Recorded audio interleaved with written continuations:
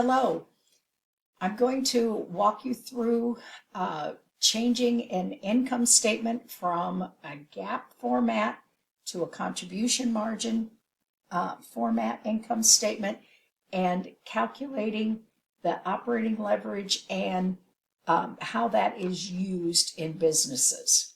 Okay, so contribution format income statement is used internally. These things are not published for the outside, though that's what the financial income statement with GAAP rules is for. This is used internally for management purposes. A contribution margin format income statement starts with revenue, just like a regular income statement. But then instead of just having cost of goods sold deducted, we do all of the variable costs deducted to get to the contribution margin. Okay?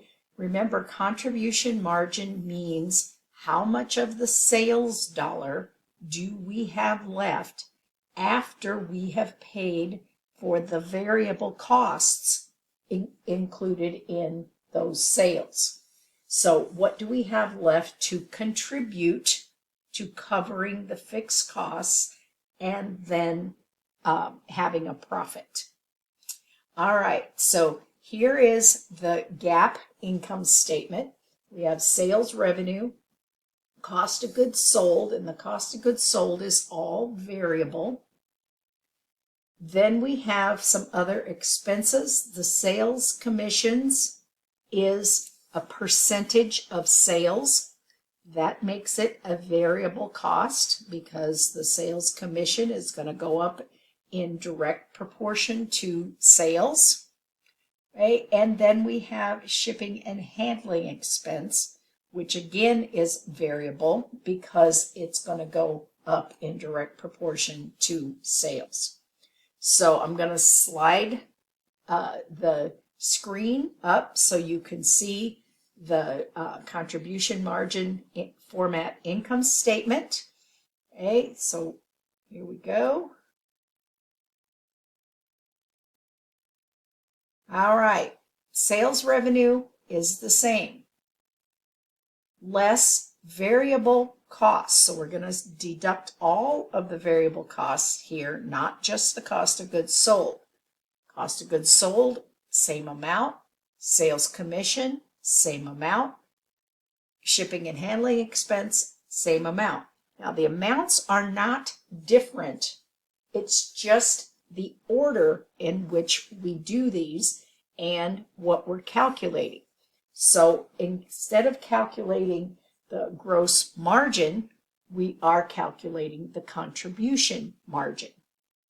Okay, so when we deduct all of the variable costs, our contribution margin is $200,000. Then we deduct the fixed costs, administrative salaries, advertising, depreciation. Net income is the same. Okay, so pull this up, it's $32,000. It's $32,000.